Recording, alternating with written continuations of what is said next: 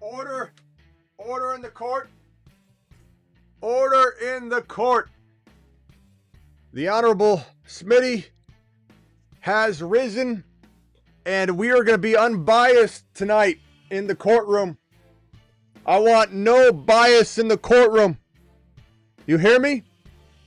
None. None. Tonight we'll be trying the case of Ashton Jeanty versus Christian McCaffrey in round one, or in general. Again, nothing but absolute lack of corruption in this courtroom. This case, docket JEANTY, begins right now. File on in. Live from the FantasyFootballShow.com studios. It's the Fantasy Football Show. Live! Monday through Friday, 8 p.m. Eastern. Smitty is also live whenever news breaks. It's time for Fantasy Football. Court! Court! Court!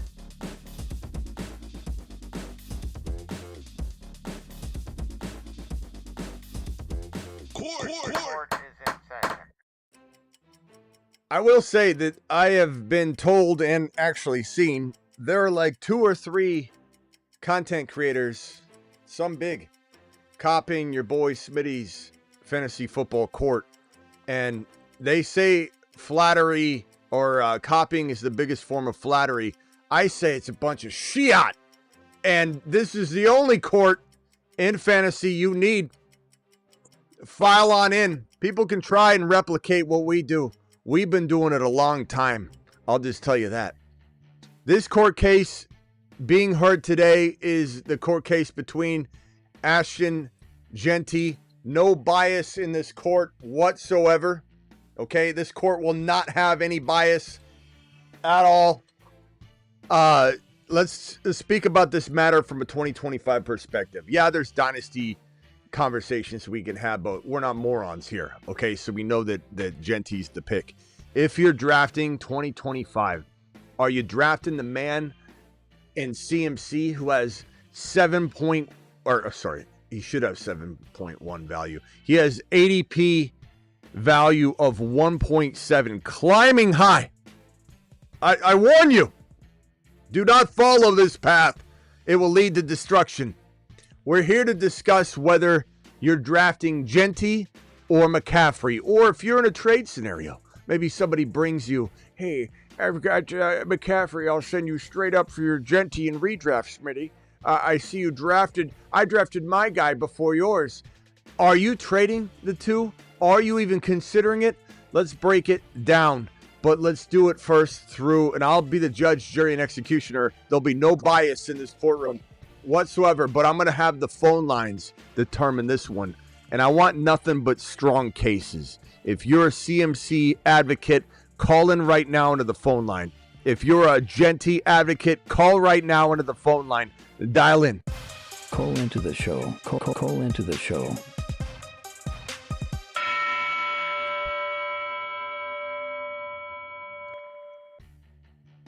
This court will not have any nonsense, by the way. Not have any nonsense. Phone lines are open. I'll start off by saying, actually, I'll leave some of the evidence for the closing argument, which I'm going to take control myself. This judge is the jury and executioner.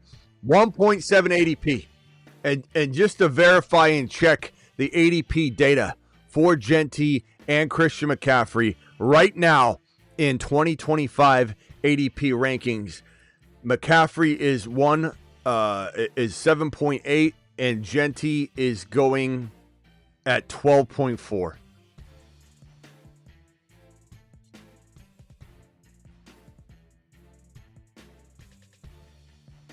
Is the fantasy community this misled out there by other creators? Are we really doing this?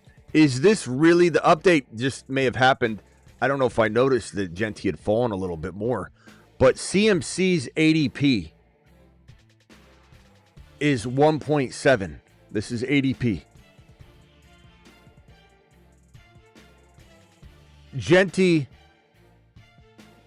has fallen all the way to the 12.4, which means he's now the 3.1. 1, 2, 3, 4, 5, 6, 7, 8, 9, 10, 11, 12. He's right at 12. 12.4. Or 12.4. 1 point. Sorry. 12.4. He's number 12. So we're going to say 1.12, but borderline, it's really 2.1 essentially. 1.12, 1.7. This is insane. This is asinine. This is nearly double the ADP now. We're nearly doubling ADP. This is insane. Where am I, Christian McCaffrey? Look, if McCaffrey's got a 1.7 ADP comparatively to Jeanty's 1.12, there have to be some McCaffrey believers in the live chat right now. I know our community is ahead of the curve. I know our community is on top of it. But you're telling me there isn't a single McCaffrey believer that can't call into the phone line right now and defend this near double difference ADP? Near double. 1.7 and 1.12. What are we doing? Where are my Christian McCaffrey defenders? Fight for his honor, like Karate Kid would. I don't see a single one of you calling in. Now, Jeanty believers can call in too. I know anybody that pretty much dials in will be a Jeanty believer, but I don't see one Christian McCaffrey caller, do I? Why is that? Is that because we are that astute here on the channel, or are the CMC callers afraid to call up and get served? Are you afraid to call up and get served? Caller, you are live. What is your name and where are you calling from? Caden from Kansas. I've called you before. Caden from Kansas. Are you team Christian McCaffrey or team Ashton Jeanty? All day. Oh, Christian McCaffrey. Okay. Counsel, did you pass your bar? I'm going to assume you did not, considering you're unaware of the the situation. But okay, hold on, counselor. All right, now I need an. You know what? I'll defend Ashton Jeanty. That's what we got to do in this courtroom. Go ahead. What was your name again? You remember me calling? No, I don't. Time? We talked about the patella tendon. No, I don't. I don't. I mean, you'll probably refresh my memory. I talked to tons of people. What is your name again? Yeah, absolutely. What's your name again, counselor? Caden. Caden. Okay. Caden from Kansas. Is that what you said? Okay. Caden, let me give you give you the floor. Hold on. Go ahead. You have. Hold on. Just go ahead. I'll leave it on the screen. Go ahead, Christian McCaffrey. The floor is yours. Opening statements, young man. All right. So last time I called you, I had the question. I was like, how high would you draft Christian McCaffrey if you knew for a fact that he was going to be healthy for the entire season? And you were like, oh, there's no way it's going to happen. I think what I said to you was, what if I had a tail? I think I said, what if I grew a tail? Yeah. What if I grew a tail? Would that make me a better judge, and jury and executioner? I mean, you're asking a question to the court, a made up fairy tale. If I could promise you that it would snow butterflies tomorrow morning and Christian McCaffrey would be healthy, then would you pick him at number? Bro, if I could promise you LaDainian Tomlinson could line up in the backfield and play like his old self, would you take him number one? I mean, that's exactly what you're trying to ask. If we're playing Bethel Mania, right, we're trying to win $2 million. Correct. Who has a higher ceiling than Christian McCaffrey? No, Christian McCaffrey doesn't have a higher ceiling than other players. What are you talking about? Why do you think that? What makes you think Christian McCaffrey still has that ceiling? Why do you live in a world because he has bilateral chronic Achilles tendonitis and has missed more games than he's played since 2021? Okay, yes, Christian McCaffrey is absolutely a high-risk player from an injury standpoint. You basically flip a coin every time you draft him. But in the seasons that he hits, he has a ceiling that nobody else has. Bro, you can't keep saying that as if it's the same every year. Every year he gets older, you can't just recycle that garbage and say, oh, if he's healthy, or who has got more upside. What do you think I'm going to say? Bijan, John's got way more upside than Christian McCaffrey. You out of your mind? Okay. I have Bijan and Gibbs Okay. above him, but I would argue that McCaffrey very easily could be RB3. Barkley had a ton of touches last year. He very easily could. Well, I don't disagree there, but Jeanty. I think McCaffrey has an argument to be as high as 3 running back. But you're living in a world where you believe he can still be the same player. He can't. He can't, bro. He's got bilateral chronic Achilles tendonitis that doesn't go dormant and let him play 17 games at his old self. It doesn't. I don't know who told you that. I don't know if you heard the wrong information and somebody told you can hit pause on the decline of his body in that chronic bilateral Achilles tendonitis, and someone said, don't worry, it'll go dormant for a year. He'll be elite, because what if he is? He'd be the best player in football. So could LaDainian Tomlinson. If Marshall Faulk could go back to his healthy self, you think he could do well in 2025? I mean, it's what you're trying to say. Medicine's getting better. Look at J.K. Dobbins last year. Who would have thought he would have done what he didn't do anything. He was the worst starting running back in the National Football League. What are you talking about? He almost had 1,000 rush yards after a Bro, ruptured Achilles J.K. Dobbins averaged 3.8 yards per carry after his second game for the entirety of his play last year. Stop. J.K. Dobbins was trash last year. He was garbage. He wasn't even a top 30 running back in every single game but his first 2 played games. He wasn't even a top 32 running back. Okay, I know you're also going to be very biased against Dobbins because he was trash, bro. He wasn't even brought back because of that. They stopped running the ball in the most run-heavy system that you could run into. Harbaugh said, enough of this. We're throwing at the goal line. Harbaugh threw, and they didn't bring him back. I ain't biased on anything. That's just straight fact. You're coming at me with the J.K. Dobbins. You're coming at me with a Christian McCaffrey. You're telling me things like, what if Christian McCaffrey is healthy? And I guaranteed it to you. Would you draft him number 1 overall? And it's like that question is the wildest question I've ever been asked. I honestly am baffled that you brought that to the court. Your argument towards the whole McCaffrey thing is simply based on the fact that you think he'll based on the fact that, bro, he's aging out. He's aging out, and he did it. What did he do last year? He got injured. Yeah, he got injured while he was injured. What did he do in 2020 and 2021? Oh, so we're going back. We're going backwards again. Okay, can we bring LaDainian Tomlinson back into the fold if we're doing that? If you're going to go back into 2021 and 2022, and you're going to go back in time, let's bring Marshall Faulk into the conversation. Let's bring LaDainian Tomlinson into the conversation. Bro, Christian McCaffrey is aging out in it's not like he finished the year on fire. You'd have an argument with me if McCaffrey finished like a baller and he was the best running back in the league, and I'd say, I'm kind of predicted his decline. Came back easily bounced back. Bro, he still looks not bad when he came back at all. He looked not bad. His Achilles. He looked not bad. And his calf. He was getting the usage. What do you expect? You expect him to sit out? He looked not bad. Come back and be prime bro. There's no prime McCaffrey left in this situation. Even if, let's say, he went out there and figured out a way to muster up prime Christian McCaffrey, and he decided to bring that to the table for, let's call it a month straight. He would break, my guy. He would 100% break. There's no playing old Christian McCaffrey volume session and getting that kind of volume in this scenario. The only hope you have is that they dial him back enough to keep him healthy, but then he's no longer scoring like he used to. There's no scenario where you could just tell me, imagine if McCaffrey stayed healthy. Imagine if I had a tail. I told you that. We can imagine all day long. You don't believe, like, from a medical side of things, you don't believe in stem cell injections? Bro, not to repair bilateral chronic Achilles tendonitis. Do you know what that is? No, but you can get it. Do you know what? Okay. Yes. I have tendonitis. Yes. But do you understand that you can't go out and play football and take hits and have 300-pound linemen jump on your back and drive you into the ground when your Achilles tendon is literally breaking strand by strand?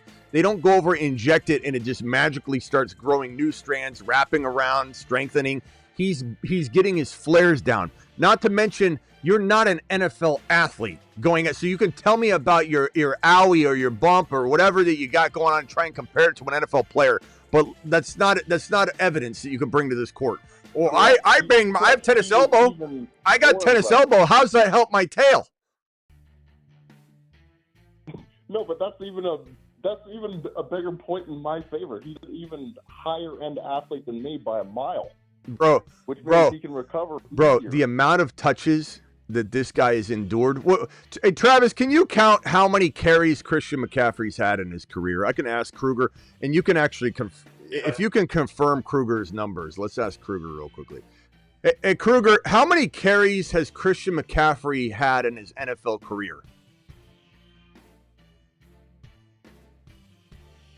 Christian McCaffrey has had 1,347 carries in his NFL career so far. How many total touches has Christian McCaffrey had in his career? I just want to make sure he's not leaving out like last year, Travis.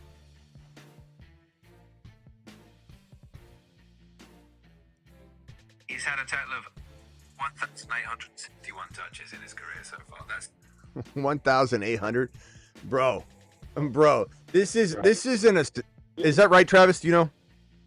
He's probably adding.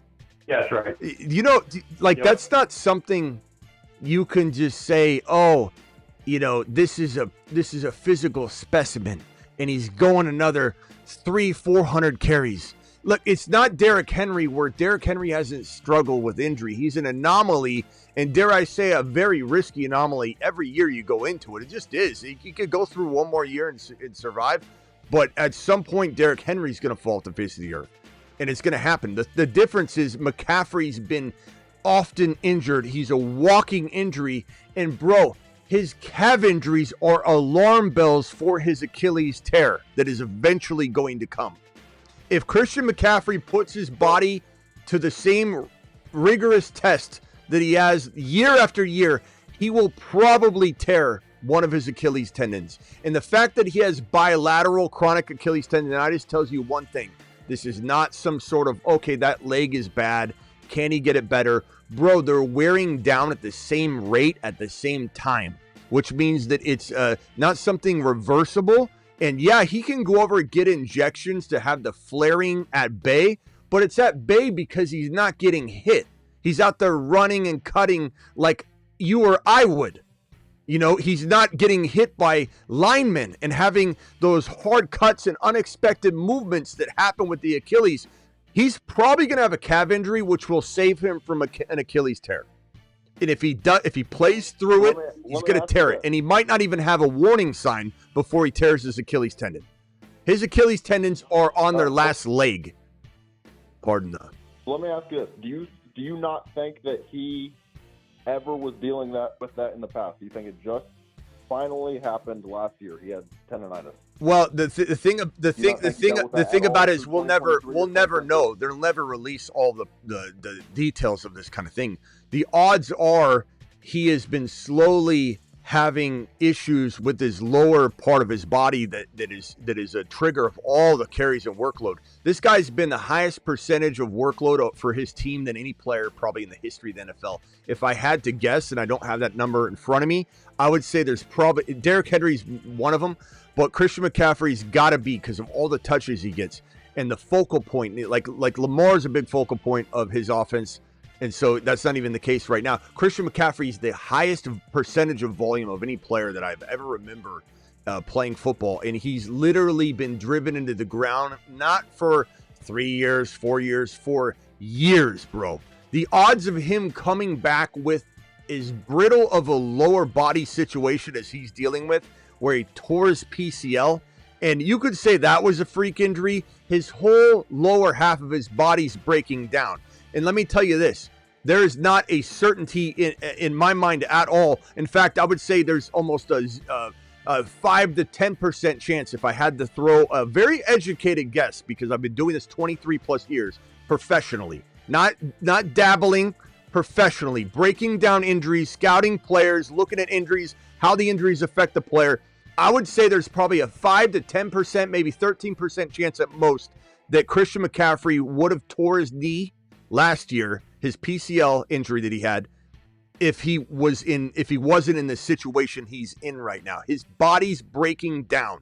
He could have easily hit the ground like he did when he tore his PCL and not have had anything happen to him. Now he's starting to wear down and unravel. His lower body's been abused. His knee injuries are popping up like crazy every year. He's always dealing with an MCL. He's dealing with something. He's breaking down. There's no way you get the McCaffrey you think you're going to get that's costing 1.7 overall, and the fantasy industry is completely reckless, guiding people into this 1.7 ADP. If you're getting that kind of Christian McCaffrey from the jump, he's getting hurt by week 4, week 5, week 6. And I don't care if he starts off great in weeks 1, 2, 3, 4.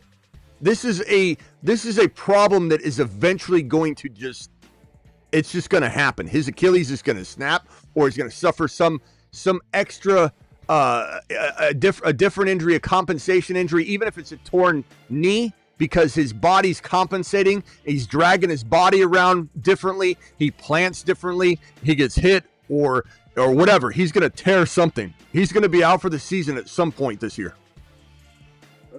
Okay, so let me put it this way. Closing statement. So I completely understand with where you're going with that, and I want to be clear again. I am definitely Bijan and Gibbs over McCaffrey. I still do believe there's an argument for him as high as 3 in a tournament like Best Ball Mania, something like that. So would I prefer Jeanty and a lot of other running backs over him in my grandma league, stuff like that? Absolutely, because I'm not going to take a bunch of unnecessary risks. But in a tournament where I'm trying to win $2 million, but see, I don't mind the price tag. I will say, I'm not, to me, honestly, I know this is a McCaffrey-Jeanty thing, but to me, the running back who's very mispriced that I love is HN. I think HN could absolutely be in an argument to go over Jeanty. I would almost take HN. Okay, I thought you were saying to get injured or something. Okay, but here, let me say this. Like no one's crazy for wanting McCaffrey in best ball weeklies because he could have that 1 game, 2 games, 4 games that is high volume. He's still able to catch the ball well. Didn't look good running last year when he came back, but when he caught the ball, he was all right. He looked okay when he got in space. He could get a little momentum, but he was still having 100 yards a game. But he did not look the same. He did not look the same. However, I will say this: taking him in best ball like underdog best ball mania is not wiser than taking Jeanty. Because I know you think, swing for the fences. You hear this verbiage and lingo where people are like, go for the upside. It's $2 million in a $2 million tournament. You do it in a non-$2 million tournament. You don't do it. Like as if there's some logic to that. The logic is this simple, bro. Do you think Jeanty's better or do you not? Do you think Jeanty will outscore CMC or do you not? Playing this game of, it's best ball, it's a $2 million tournament. This is lingo that people throw out there and it sticks for some reason. The bottom line is this is a healthy, young running back that could lead the league in rushing as a rookie. And this whole notion that his team's garbage from last year, he has a completely different team. The laziest take I've ever heard is LV's bad. Look at LV's line. Look how LV played last year. That's one of the laziest and dumbest arguments I've ever heard in my life against Jeanty. He's got a new quarterback, a new coach, a new scheme. Brock Bowers is a year smarter. They've drafted 2 wide receivers. This thing is going to be completely different. New run coordinator, new everything. There's almost a guarantee based on the history of this staff that he's carrying the ball 320 plus times. You're talking about a 320 carry running back most likely as a rookie, which he can handle more than that. He'll probably get 4.8 yards per carry. That's 1536. Christian McCaffrey won't rush for 1,500 yards. And his differential in yards to receiving yards to rushing won't even be that far different than Jeanty's, and Jeanty will have 1,500 yards rushing. Jeanty's going to have 14 to 1,500 yards rushing, 12 plus touchdowns on the ground. McCaffrey will be lucky to get over 10 TDs total if he played 12 games. I think he can do that, but if he played 12 games, but McCaffrey's not running for 12 rushing touchdowns. McCaffrey's not receiving for 6 to 8 touchdowns. This is not the McCaffrey of old. It's not even happening even if he somehow manages to stay healthy, because in order for that to happen, they're going to have to limit his usage. This guy's body's not able, it's almost physically impossible for him to carry the rock and catch the football at the same rate he's been in his prime. There's no way, bro. His body's so far beyond that. You can't do that with bilateral chronic Achilles tendonitis with tendency for calf injuries and a whole plethora of likelihood of knee injuries. There's just no way.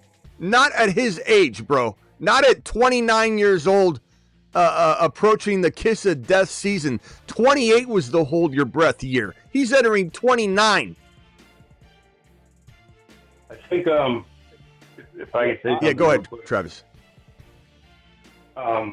I think the best argument for CMC, if I were to take that side, is, and I know what your rebuttal will be, but is George Kittle has the same bilateral tendonitis in his Achilles. He's had ACL and MCL injuries, other knee problems, tons of injuries, and stem cell has worked for him. And he's been extremely healthy since he did the stem cell. But, while I can tell you why that won't work with CMC, I think that is probably the best argument, is that the stem cell stuff is going to start catching on in the NFL, and a lot of people are going to start doing it, and it's going to work for a lot of guys to extend their careers. We don't know yet, but I think that's probably the best argument. So what I'll say, though, is running backs... This guy on his team had this. Running backs are completely different, and that's 100%. proven. So you can be a Kobe Bryant, tear your Achilles tendon, not just have bilateral Achilles tendonitis. You can tear your tendon, come back, be a great player. You can be Aaron Rodgers, tear your Achilles tendon, go back, be a quarterback. You can be a wide receiver, tear your Achilles tendon, get back, be a wide receiver, and probably be a top 10, 12 wide receiver at some point. These are all possibilities. Absolutely. You could be a tight end and return to form. Running backs can't. The reason why is their job is a very different job that is dependent on explosion. And it takes you at least a 2-year time frame to get back to even remotely close to the same explosive level. And the problem is your job won't be waiting for you, because you can't play at the same level for at least 2 years. When and bro, I'm about as good of a person you can talk to when it comes to injuries in fantasy, but also specifically lower leg. And I told everyone that Akers was going to tear his Achilles again.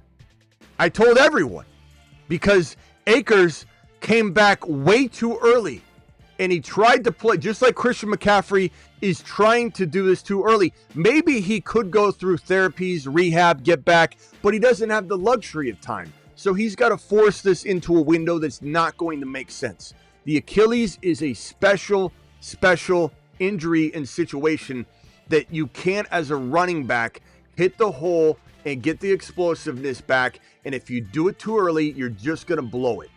And if you could have looked at Greenlaw's Achilles tendon before he tore it and did some imaging on it, you would have seen the thing screaming.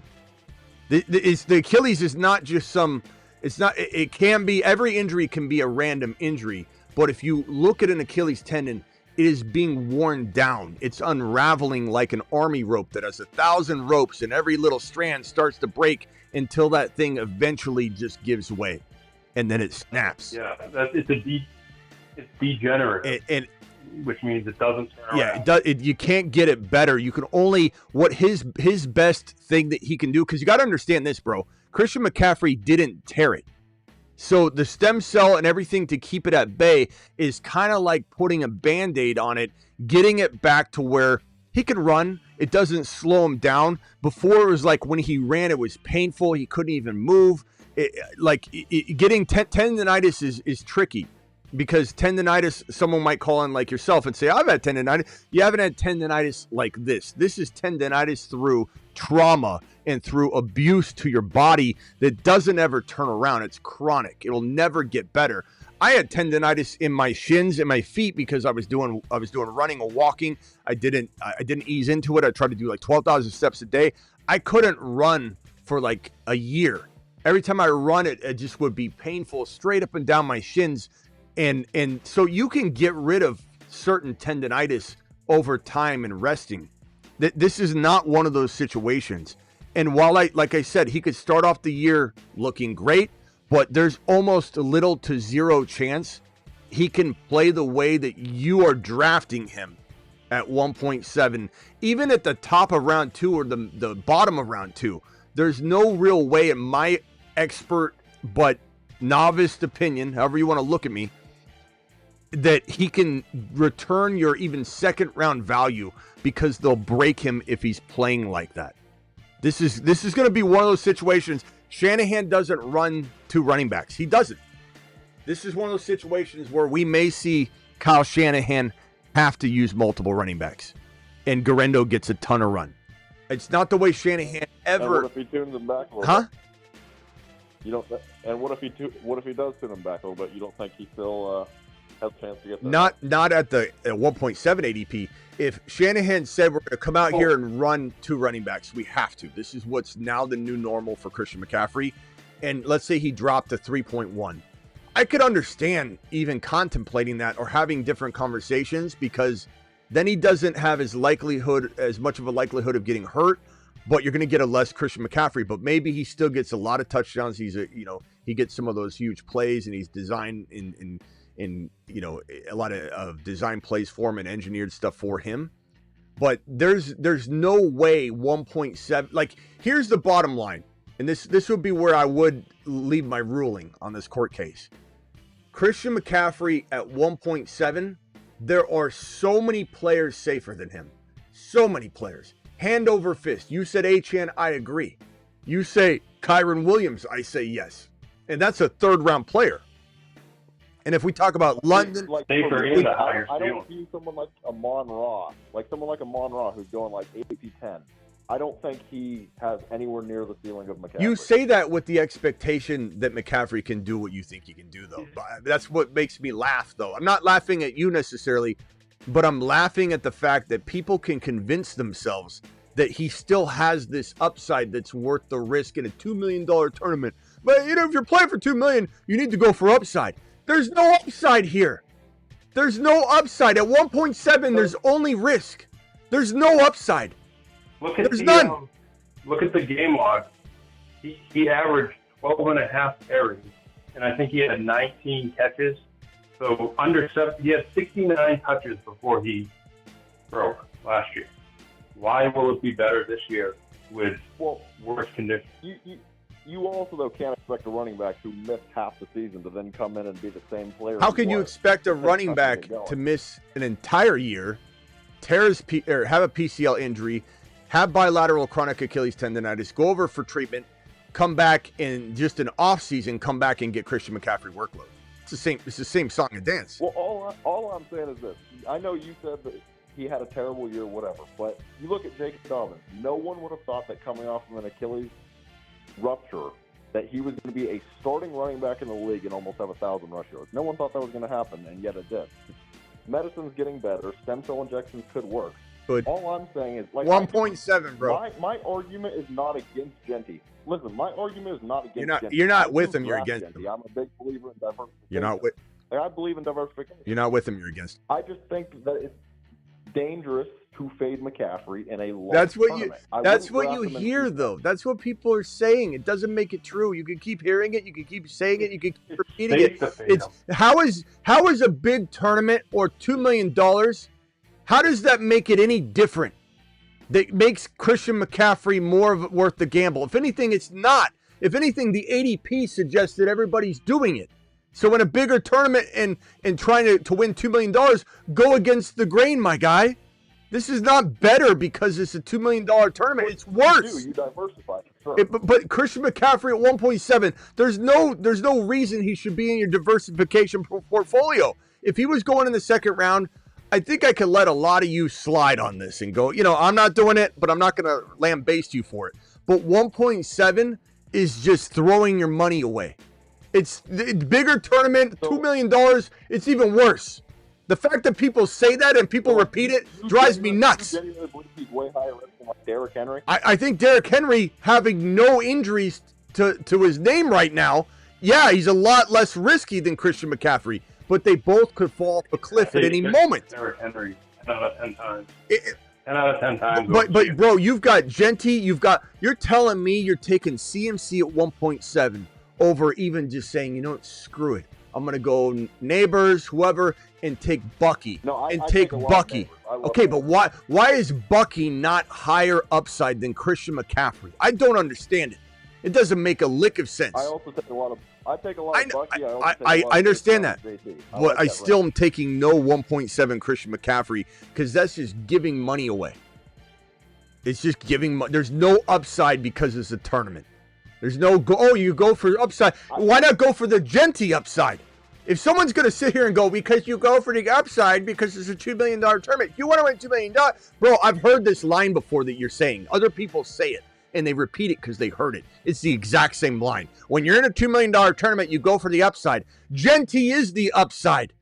Jeanty's the player that could be the best running back in the league. Of course, we have Bijan there. We love Gibbs next. But Jeanty does have a world where he is by far and away the best running back in the entire National Football League, and it happens right away because he's the best prospect, maybe since Barry Sanders or maybe ever. So the upside on that line that you've used and other people use all the time is the upside.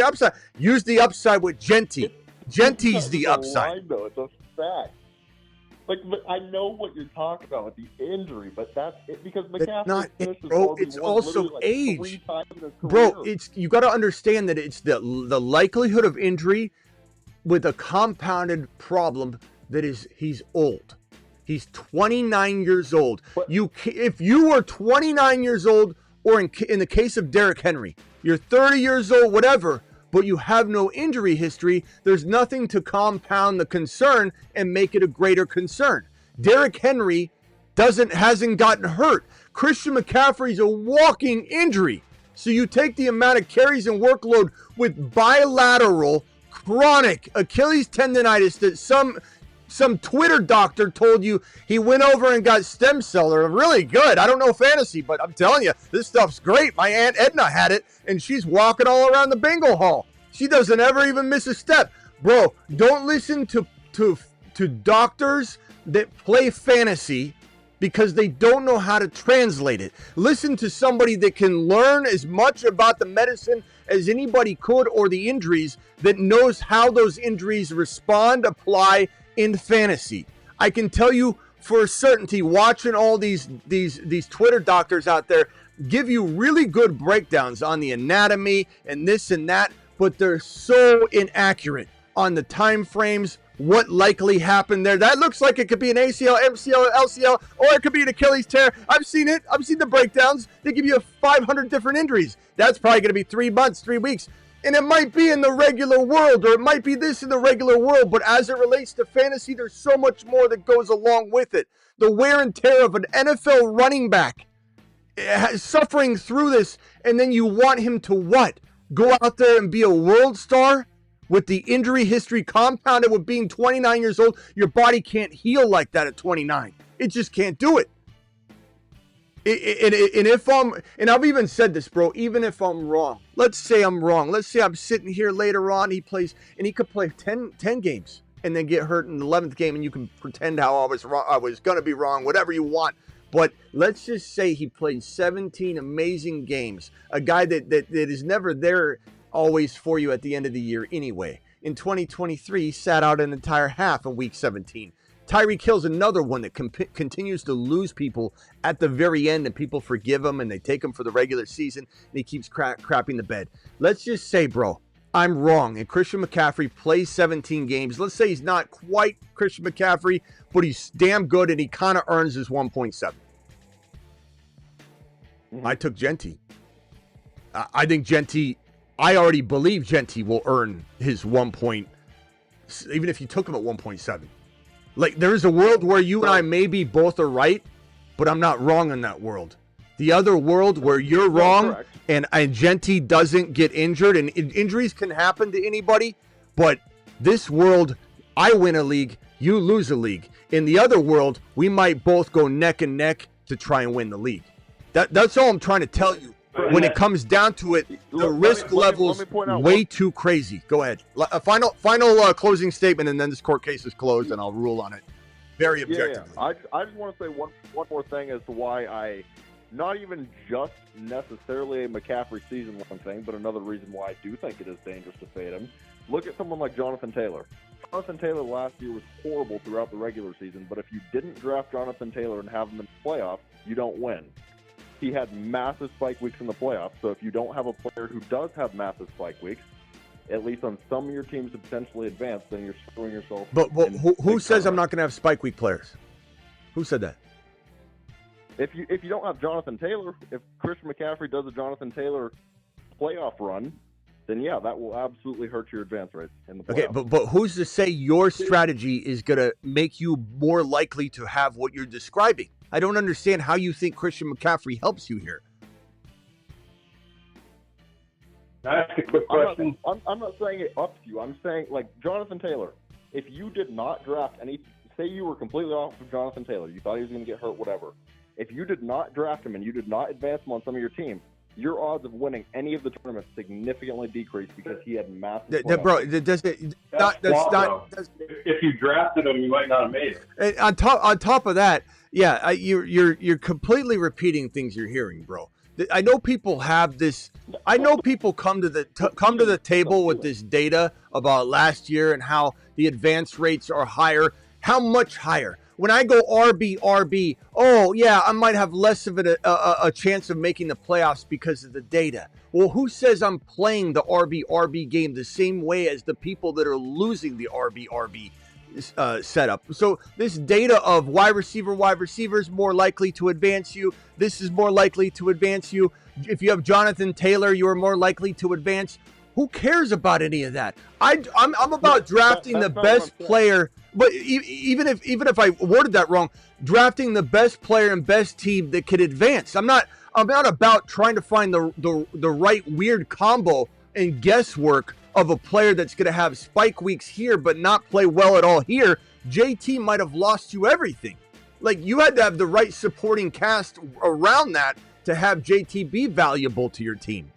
And there were plenty of players that played well down the stretch. JT wasn't the only one. Bucky went on a tear. What are you talking about? You don't need JT to advance, and you certainly can't expect CMC to be the guy that's going to have spike weeks at the end of the season versus the beginning of the season. If you think he's going to slow down and everything, sure. But I mean, it's the same. And with JT, it's like the same thing with Jamar Chase in 2021. If you were fading him because he was too high of a pick, you lost. No. Stop acting like you needed a certain. No, you don't. This is where you're hearing things and you're repeating it. If you didn't have this, you lost. This is like the people that call in and say, when I draft a naked Jamar Chase with no Burrow, you can't win.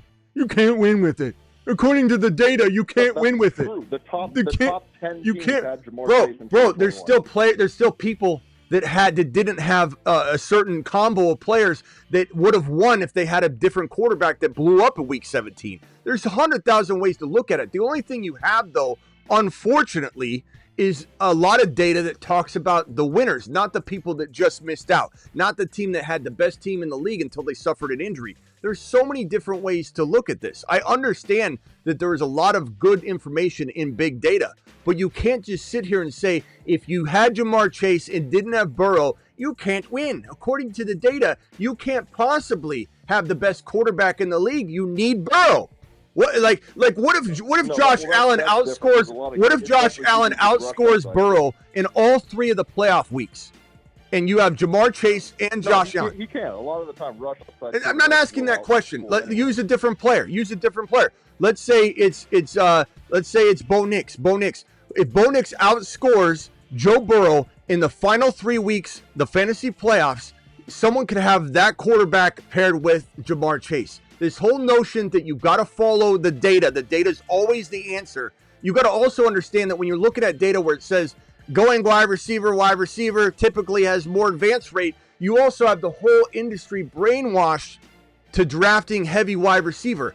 And the majority of teams in a draft heavy wide receiver. The odds of a team winning are off the jump going to have heavier wide receiver because about 7 to 8 teams out of the 12 are drafting a little bit heavier wide receiver because they're told to. So you have a bigger pool of people to pull from and a bigger pool of people to advance. Not to mention, you still have a lot of people that are very good at playing fantasy football that do follow heavily a lot of this data and trending that people spit out there, creating this best ball data content, and they're much better drafters overall than the average person. Doesn't mean that they're the type of person that can't get outscored by the person that drafts way better going RB, just because he lives in a world where people are tending to draft lesser as a whole. So you got to go with your strengths as well, which nobody talks about. Like, what if you are the one person that smashes late wide receiver differently and someone's brainwashing you into going wide receiver, because that's just the way the data is. The fact that you're bringing up JT, trying to tie it to Christian McCaffrey, trying to tie it to spike weeks, trying to tie it to you need this player to have big spike weeks at the end of the year, when the likelihood of Christian McCaffrey having spike weeks is the worst possible odds, I think, of any player that you would draft inside the top 10 running backs, because he's only going to get worse as the season moves along, not better. Unless he suffers a major injury during the year, sits out the entirety of the middle part of the season, comes back at the end, and does have a couple games that are popping off, which I still don't think will be better than Jeanty, which is the topic of today. It's not about any other players, Burrow or all that. It's about Jeanty. The fact that you think Jeanty can't have bigger spike week games than Christian McCaffrey, I think is a problem. I'll end on this though. It's not that I think that McCaffrey is just for sure going to have bigger spike weeks. Again, as I said, I draft Jeanty. I'm not off of Jeanty. I'm also just not off of McCaffrey. When you say you wouldn't touch him at 107, I still see the upside there. I'm not off of Jeanty. Hold on, breaking news. But I do think breaking news. This Niner fan. Breaking news. All indications are he is healthy. Oh, okay. Well, do I just cancel? Should I just close the show and delete it, or what do we do from here? All right, go. I just don't think that you can for sure predict an injury. I understand there's a higher likelihood, and I'm gonna say, what if he doesn't? And you're gonna say, what if I have a bro? I've been doing this 23 years. I'll predict injury if I want, and we're pretty damn. You probably would have predicted J.K. Dobbins. I'm pretty damn accurate. You know who my biggest avoid was last year? Christian McCaffrey. What about J.K. Dobbins? J.K. Dobbins is my biggest avoid almost every year. That's fair. And again, last time I called in, I gave you major credit for your Jaden Daniels and Bo Nix. Thank you, sir. Those were Thank you, sir. Those were. What did I predict about Caleb? That's right. Yeah, you were off of Caleb. But speaking of Caleb, I like Caleb Johnson this year a lot. But regardless, McCaffrey. Yeah, I think. All right, we heard you. The courts heard you. We're gonna go ahead and rule now. Travis, you have any closing statements? I don't know what side Travis is on in terms of being like a counsel or just being an expert witness. I think he's been the expert witness. Any final things that you witnessed, Travis, before I make this very diversify your portfolio? So with CMC, the whole stem cell thing, people think it's like this miracle type thing that reverses stuff. Like you said, it doesn't necessarily reverse it. Basically, what it's doing is it's keeping the tendon from swelling and rubbing against the sheath that it sits in. And that's what causes breakdown. So that's what he's trying to do with it. And so now you have to look at the situation and what he's in, and what is the percentage chance he makes it through 17 games, let alone 19 or 20. Let alone playing at the level that he played. And like I said, Shanahan's a one running back coach. He doesn't run multiple running backs. And this is going to be a scenario where if he wants McCaffrey to last, he's going to have to get Garendo out there and share the rock. There's a reason why his running backs break down every single year. He refused to run Jordan Mason once McCaffrey came back. He should have handed the rock to Mason 15 times a game, but he didn't. And Shanahan just does not run multiple running backs. He doesn't do it. He doesn't do it. He says it himself. He actually went to the podium and answered questions about this very topic. I think it was Crizzy or whatever saying that, Crizzy, I'm telling you that he doesn't run multiple running backs. Now, you say you know the Niners like the back of your hand. I'm telling you, I cover this every day. It's all I do. And Shanahan was questioned about, why didn't you use Jordan Mason? He had such a good year. Why didn't you bring in Jordan Mason, use your running backs that proved themselves, along with Christian McCaffrey, before you broke McCaffrey again? And his answer was, I don't run multiple running backs out of his own mouth. That's not the way our system is set up. We just don't do it. Next question. That was it. And that's the problem. And that's why his running backs break. It's not even running back. He breaks everybody. He breaks everybody. He breaks the whole team. Trey Lance, Christian McCaffrey, Deebo Samuel. He runs them up the gut and breaks them.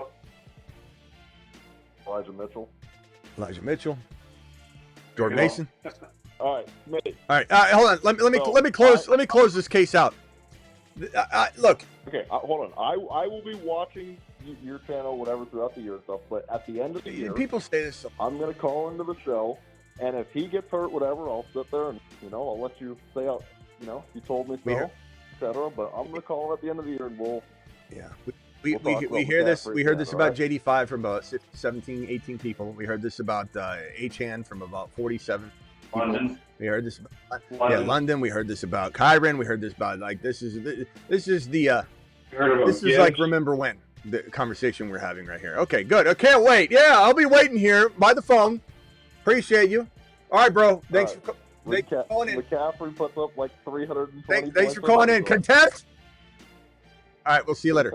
All right, have a good night. All right, my verdict is this. I've heard nothing but wish upon a star type conversation. I've heard nothing but regurgitation from other witnesses that may be hearsay. Okay, about I heard that it's great if you go for the upside. That whole notion that when a $2 million turn, how many times I've heard that exact line repeated as if someone's saying it for the first time. You can totally tell when people are regurgitating stuff that they've heard, because it's the same thing over and over and over. It's the same thing. Oh, Chrissy, don't do this, man. I like you, pal, and I don't want to rip on my sources. To the sources, bro. Come on, man. Come on, Chrissy.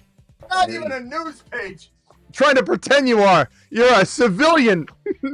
Bro, you don't have any sources. Chrissy or Chili. I'm sorry, Chili. You don't have any sources. You don't. I'm sorry, you don't. You don't. If you did, then tell us who it is.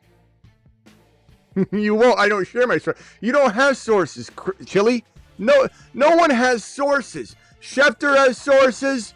Rappaport has sources. Some people at ESPN has sources. You don't have sources from the Niners, bro. First of all, they lock everything down completely. Don't claim to have sources, Chili.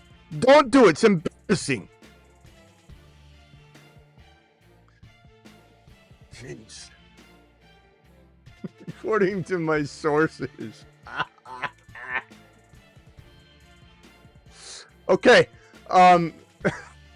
Go ahead, Travis. What were you saying? Interrupted you, I think. Or was I talking? Might have interrupted myself. Oh, you interrupted. No. Yeah, you interrupted. This is the easiest case I've ever tried in my life. Jeanty is by far and away. Oh yeah, I was saying that the fact that you've heard from somebody that has heard from somebody, because they repeat the same. You hear the line verbatim. They act like they're making it up from, just like when people act like they have sources. They act like they have sources. They act like they came up with this information. They act like it's new, like amazing, like smart, sharp takes, that people just regurgitate. That is like, in a big tournament, you go for the upside. I've heard that so much. Even more of a reason. And I'm not saying it's not a true statement necessarily, but it has nothing to do with wanting to draft Christian McCaffrey. Jeanty's the one with the upside. You want to draft for upside, you draft the kid that's young, that just came out as the best running back prospect to maybe ever come out of college. You want to draft for the upside. This is the easiest case ever known to man. There's no way Christian McCaffrey should even be in round 2. Zero reason. Zero reason. And there is a reason and rationale that Jeanty should be drafted at the 1.7, not the 1.2. Jeanty could win you a league at 1.2. Case completely. I don't think that sound is even picking up on this. I think I got to open up my other mic because I got a limiter on this one. Case closed. Case completely closed. And Christian McCaffrey, your Smitty disapproved for 2025. You've just been Smitty disapproved. Per source. My sources tell me, Chili, that was one of the funniest things I've read in a long, long time. My sources. He did just say he was joking. Okay, so, okay. Chili, that was a good one, though. We hear that a lot. You know what's funny, though, is there's like 4 or 5 Niner fans going, damn right, yeah, Chili. You go, exactly right. You go, Chili. I got a Niner logo in my avatar. He's right. That guy's right. What he just said was right. I heard about it. Sim Valley says no pivoting. I kind of agree with Sim Valley. I sense a little pivot. Like, oh boy, I shouldn't have done that. Well, I got to stick up for Chili because in the Patreon he was talking against CMC. So, Chili, I appreciate you. I remember. Chili, I do like you, pal. I don't want you to think anything negative. It's a good lesson learned because you get the Niners fans all riled up with them, or fired up. But let me just say here. Let me just say here on record that these so-called especially Niner pages, these fake Niner news pages, bro. They pretend like they popped up all over the place. They act like they got insider information. Like, according to my sources, bro, no one's telling 49ers 9754 news and notes on Instagram or on Twitter what's going on. Nobody, your grandma who's dating the dry cleaner for the receptionist of the assistant to the GM isn't even hearing this. It's just nonsense when someone says they have a source, especially these teeny bopper Niner circus pages that act like they're a news source. No one's giving them anything. No one's calling them. No one's texting them or tweeting them. No one's hearing anything. And I read it constantly where they're like, according to my source, you don't have a source. You don't have a source. Chili, I do like Chili too. There was a guy on in my comments on Instagram that was trying to get me and say that I was going to eat humble pie. Let me see if I can find that graphic and put it on screen. It was pretty funny. It was on my Christian McCaffrey post that I had, and it sparked a little American Pie tribute on the Patreon. But here's what he said to me. It's just so funny. Like, it's a blindness of sorts when you think Christian McCaffrey can deliver his old production. And it's really evident when someone says, like the caller earlier, and I appreciate him and I like him, I'm not mad at him. But when he says something like, if I could promise you Christian McCaffrey was healthy, blah, blah, blah. This one's the comment here. It says, he comes some humble pie. I said, he does? What are you talking about? He's trying to say that here comes some humble pie that's on the way. But he misspoke, and it seemed a little American Pie-ish. Coble, or is this Coble? Cobes. Did he change his name to Cobes? Wasn't it Coble? Cobes is out. Oh, it's the YouTube thing. All the names are messed They up. did that for because people were trying to rename themselves and be misleading, and so this is their transparency movement, which, you know, it makes sense. Cobe says 1,000% Smitty. Jeanty is a Barry Sanders level prospect. The upside is with the generational rookie, not broken down veteran. Jeanty falling is easy money. Jeanty the crazy part is Jeanty at 1.12 is insane, and these ADPs should be swapped. I think it would have been a much better debate if we walked into this thing and it was Jeanty at 1.7 and McCaffrey at 1.12, because then we would have had like at least it would be balanced in the direction of one was the underdog Christian McCaffrey injured and the other was the young buck getting taken higher. But the fact that Jeanty's 1.12 and CMC's 1.7, this is the dumbest argument on the face of the earth. Even if Jeanty was still at that like 1.8 and they were essentially the same pick. Like, it's silly. It's blind. You've goggles on. You've goggles on, blinders on. There's no other explanation. You think CMC's better than Jeanty at their prospective ADPs? You're wearing goggles the size of my arm on your face. They're this thick. They're, according to my other sources, Travis Hunter will be tired through 2025 and will be primary play DB. Looks like an avoid in 2025. Case closed. Chili, stop, bro. You know, you were getting back in my good graces, and now you're trying to fumble it again. Let's see here. But I mean, you're taking an unproven rookie over CMC. How is that Raider O line? The O line is going to be a lot different. The coordinator, the run game coordinator, everything has changed, bro. Geno's that, like, you judge an O line without a quarterback. This is like when someone said, "How's that Washington Commander offensive line?" And I said, "Fine." People said it's one of the worst in the league.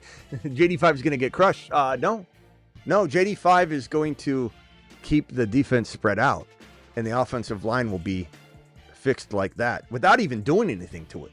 Just JD5 alone, and the offense, the new offense, spreading it out. So the fact that anybody think this is, again, I already told you this, Bay Area. I said the laziest take in the world, and you just used it, is to suggest that last year's Raiders team has anything to do with this year's Raiders team. It's the laziest take anybody could have against Ashton Jeanty. It's ridiculous. It doesn't even make sense.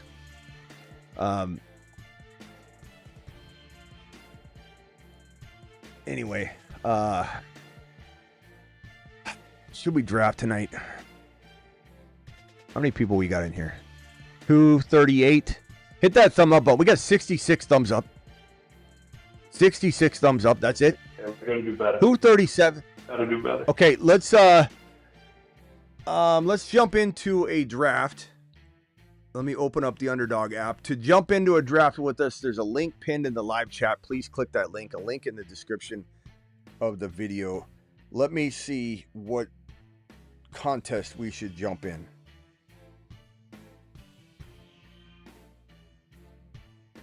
You were right though. Like weeklies, you could take a CMC because he could play 6 weeks and have 4 spike weeks, and he helps you.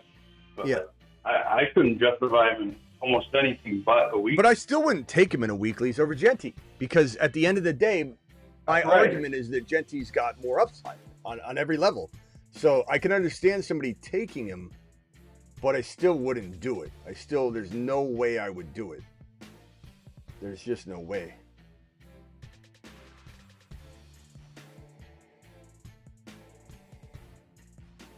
Let's get into rookies and sophomores. That one's out. Hit that one in 5.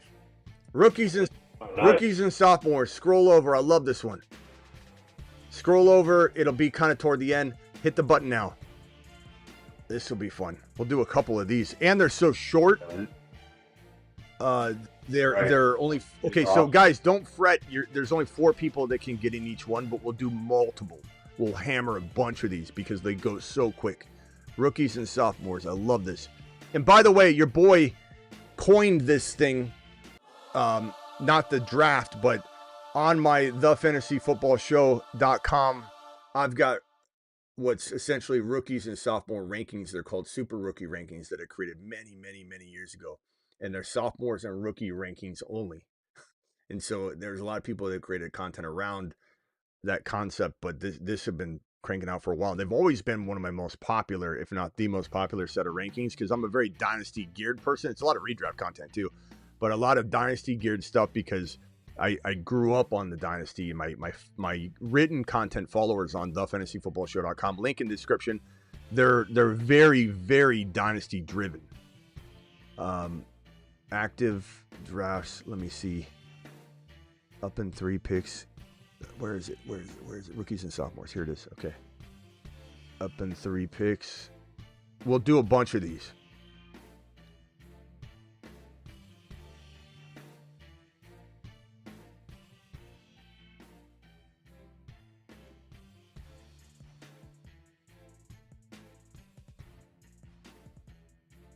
All right. It went Jeanty, Malik Neighbors, JD5. I got 2 picks here. I'm gonna go. Oh God, Bucky and Bo Nix maybe. This is my first one of the year, so I'm gonna spitball it here. I might change my tune in a second and be like, why did I do that? They could almost do more than 4 teams. How loaded these 2 classes? I know they might. They probably could. Do a 16 range. I think it's going to take me 1 or 2 of these to really get a feel for what the depth is, because I didn't have time to even look. So I think once we go through one of them, I'll be able to assess it and be like, you know what? I love waiting on a running back here because of Harvey and Hampton. That's kind of my guess, is that I'm going to love the later running backs. Let's go Travis Hunter, and we'll go... and I also like Cam Ward, so maybe I don't want to go Bo Nix next time. Let's go... How many rounds? Hampton. So the contest is $20K to first place. And it's 1 QB, 2 wide receiver / tight ends. There's no tight end. There's no tight end. Thank goodness I didn't take Bowers then, because I forgot about that one. I didn't even look at it yet. There's no tight end. It's 2. Oh, so he would be a flex. Yeah. Not saying he's not a great flex, but okay. So there's no tight end. It's 1 QB, 2 wide receiver / tight ends, 1 running back, 7 bench, and 1 flex player. So it's 12 rounds. And I'm on the clock with Dublays here. Yeah, you know what? Maybe next time I won't go Bo Nix, because I could get Penix Jr. this late, Cam Ward this late. Drake May's out there. Roman Dunze and, jeez. Yeah, if I could go, I mean, I'll 85. I'll be able to draft again, so it's not a big deal, but Bo Nix, and I'm just going to take Cam Ward here. But yeah, if I could go back, I would not take a quarterback early. I'd maybe take JD5, I guess, in some drafts, but this is pretty evident now looking at it. There's no reason to go Bo Nix or Drake May or anybody, because you can get Cam Ward. Michael Penix Jr. is going to go in round 6. Cam Ward's going to go in round 6. You could wait till round 6 to get your quarterback. So I could have had MHJ, Harvey. I like Bucky, Harvey, Travis Hunter, Hampton, Rome, and Cam. That would have been awesome.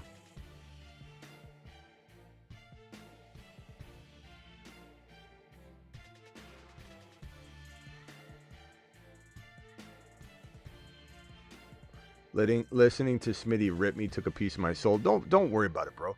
You just came at me with the Niners like better than me, like what you were trying to say, and tell me, oh, I'm on the clock, as if let's say Trey Harris and running back, I'm gonna go Jaden Blue, as if you know the Niners better than, bro. No offense or anything, but I wouldn't be up here. I would just retire if I thought that I didn't know everything to the, you know. I'm not saying I'm not wrong. I'm not saying I know everything. I'm just saying, believe me when I tell you that Shanahan himself references his offense is a one running back offense, and you were in there going, no, I know the Niners. It's not true, Smitty. That is not true. It is true. It is true. Every team has multiple running backs. There's going to be other carries that go around, but for the most part, Shanahan does not use multiple running backs. That's why he breaks his RBs. That's why I'm sitting here having conversations with Raj and C-Mac in the Niner quad box. If you follow the Niners at all, you know Raj, RSF 49ers, me, C-Mac, and Vlad we do Niner stuff on Instagram more than anybody. It's the biggest Instagram. Hold on one second. Bashal Tootin and Garendo, let's say. Oh, I'm sorry. I'm not even scrolling down. Let's see here. So, what do you think of this team so far? Now I got to scroll back up. Bucky Irving.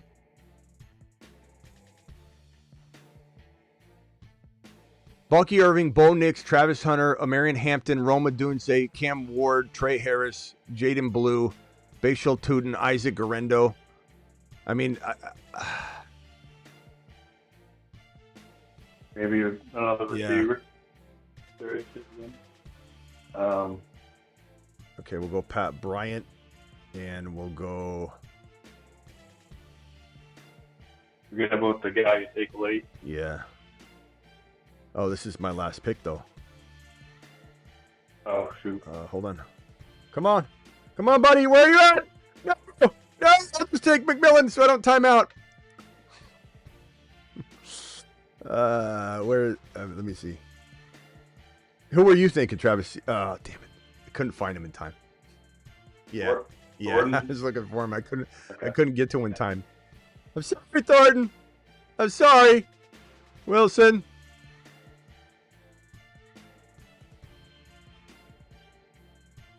Oh, you know what? I can make this longer. That's what I'll do.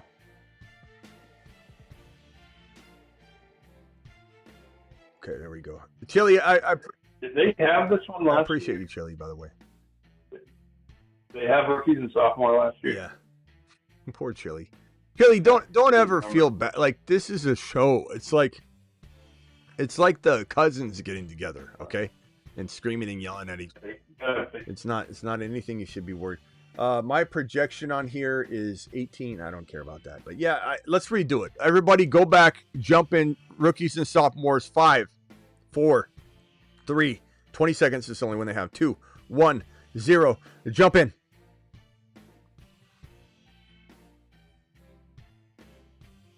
All right, let's try this again. Not going early. Unless I get JD5, I would probably take JD5. I got the 4 pick, so I'm going to not take a quarterback until later. Although, it depends who's in this draft with us. I don't recognize... yeah, you know what? I recognize the first spot, I think. But it's going to be a lot harder to snipe people in this one, I think. It's not going to be the same, because, I mean, you get back to your pick so quickly that there's not a lot of damage you can really do by sniping somebody because there's so many options.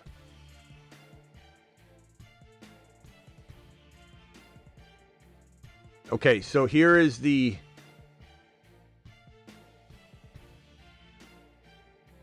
board. I almost took Bowers on that pick, and he's still a great pick, but it's kind of wild how high. Well,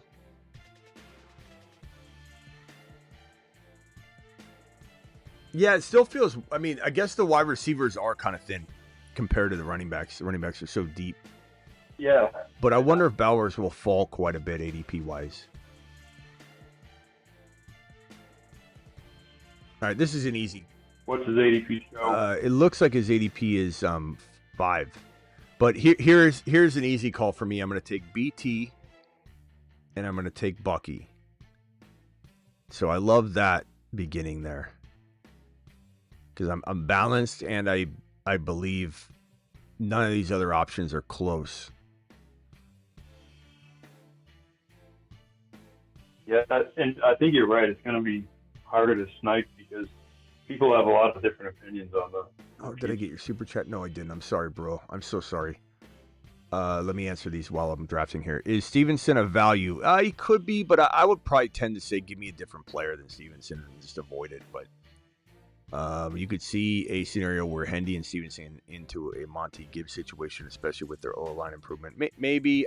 Travis, what are your thoughts on that? I don't believe I would even come close to trying to roster Stevenson versus like a player that's even near his ADP. It seems like I don't know, even like a Jaden Blue. I know their ADPs are probably way different, but even that is not something that I'm. Yeah, it's hard to trust Ramondre. Like, take him here and there if you want to, but I mean, Henderson is the guy, and Ramondre will get plenty of carries, but if he starts fumbling again, he's gonna be very. Mm-hmm. Joe the. Hopefully with the. Yeah, I was gonna say Joe the realist. Thank you. Source say donate your league fee if you draft CMC. Yep, I agree with that. Thank you, Joe. Appreciate you. I'm not mad at Chili. I'm not mad at Joe. I'm not mad at anybody. Just because I scream and yell a lot. I'm never mad at anybody. This is my resting face. Yeah, it looks like YouTube changed the name Coble to Cobes. Is cool. Look for the Bunchy look-alike picture. Yeah, you do look like Bunchy from what's the show called against one of my favorite? Ray Donovan. I love Ray Donovan.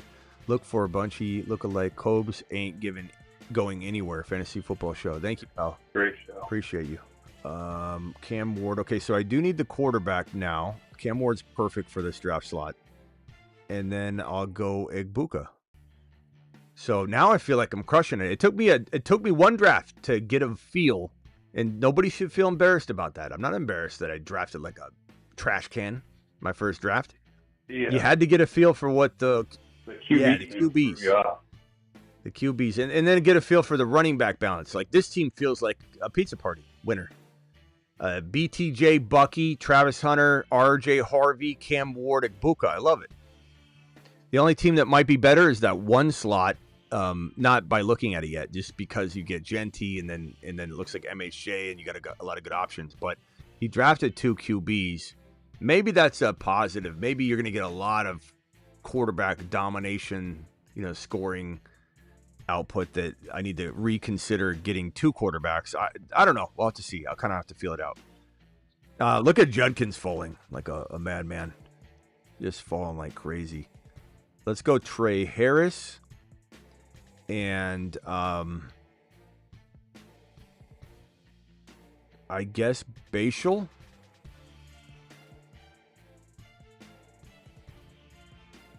I mean, when Bashal. How are you feeling about Scatterboo right now? It's weird you say that, because I was about to say, I don't know why I'm not fading him, but I don't know why I'm not like drafting tons of them right now.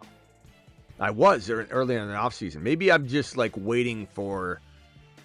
Maybe I'm just worried about that situation being similar to Benson last year. Talent, you expect it. It's not going to happen yet, and you're just waiting, and you wait through a whole year, and you're like, what in the hell? But I do love Cam Scatterboo. I am not off Cam Scatterboo at all.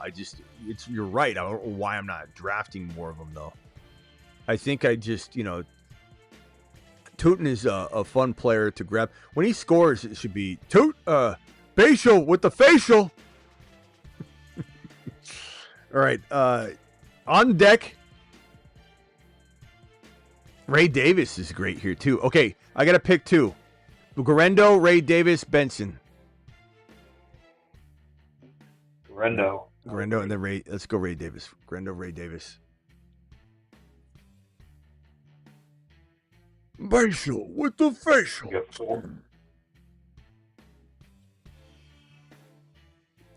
I just got Jeanty at 3, bro. That's amazing.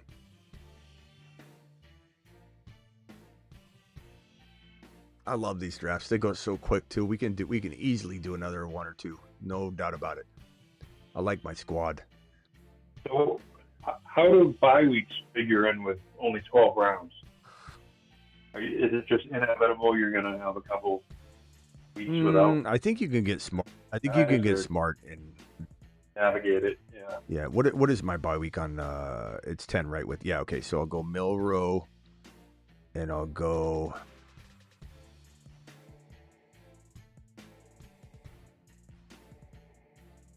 McMillan. Oh, that was the 12th round. See, where it's trial and error.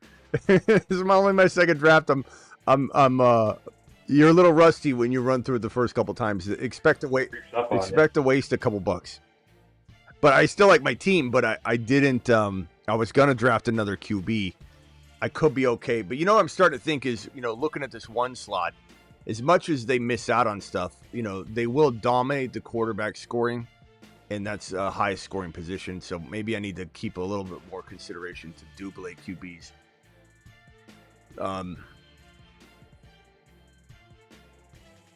Yeah, especially because there's so many good ones. You could dominate by doing a bully QB. Yeah, so my team feels pretty good though.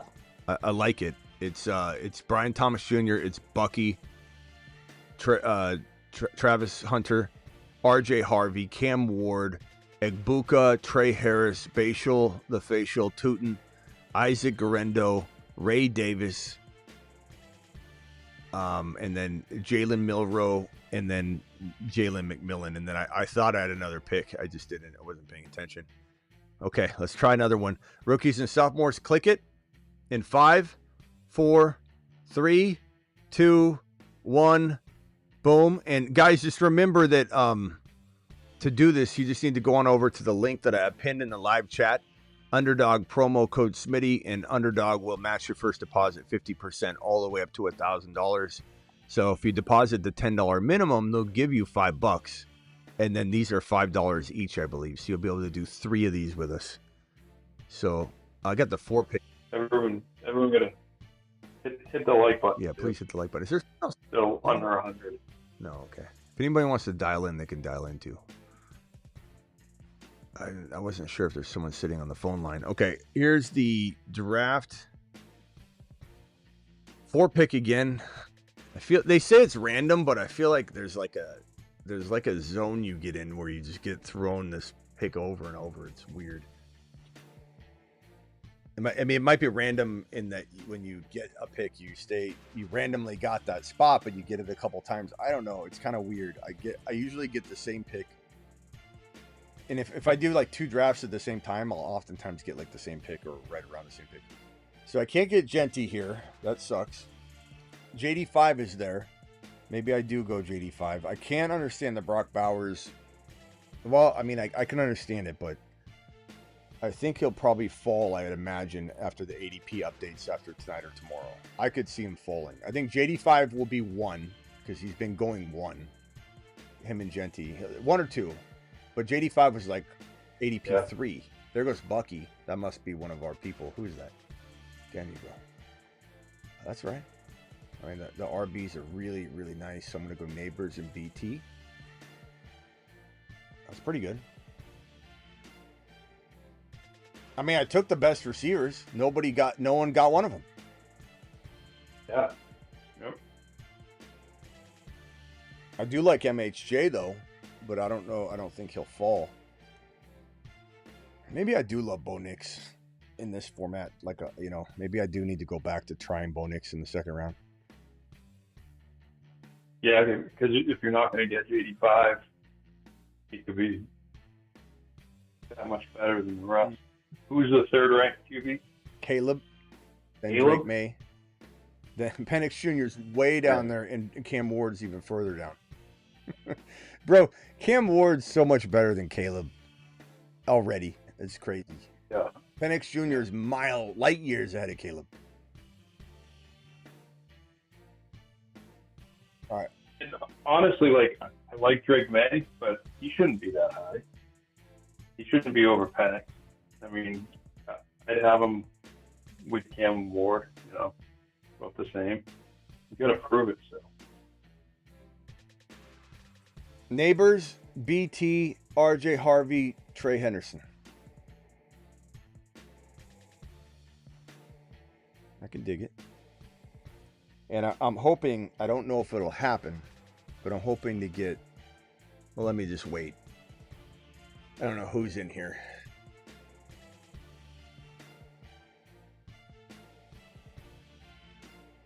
I'll announce what I do after I do it. give you the deets once it's over. Also, having Smitty feel bad for me is pretty hilarious. Life is accomplished. Chili, I always am going to appreciate you. The only thing, you'll get me to roast you if you say, Smitty, you're wrong on this. I know this topic better than you do. You're going to have me roast you. That's just it's what's going to happen. So now you know. Okay, this is great. I'm going to get Penix Jr. here, and I'm going to get Cam Ward. That's pretty good. Look at that. That's awesome. Neighbors, yeah. BT, RJ Harvey, Trey Henderson, Penix, Cam Ward. I do want to get a JD5 team and see how good I feel about that.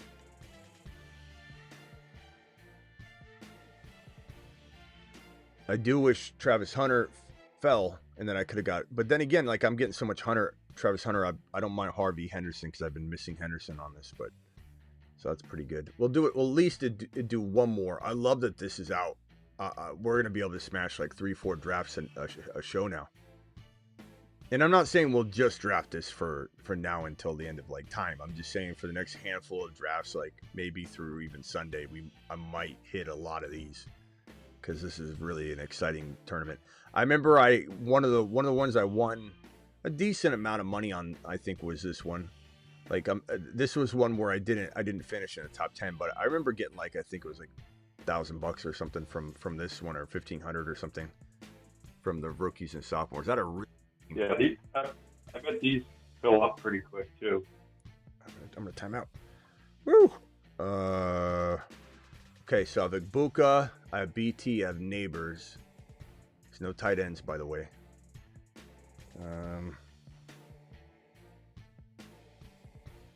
I'll go Trey Harris here. I'm really, like you mentioned the other day too, I think. I'm really starting to like Trey Harris. I'm really starting to like Trey Harris a lot. I mean, like, I know people just wrote off Mike Williams, but if he was healthy there, he has chemistry with Herbert. He's been with the team before. He's had really good years with Herbert. So, I mean, that alone was standing in the way of Harris.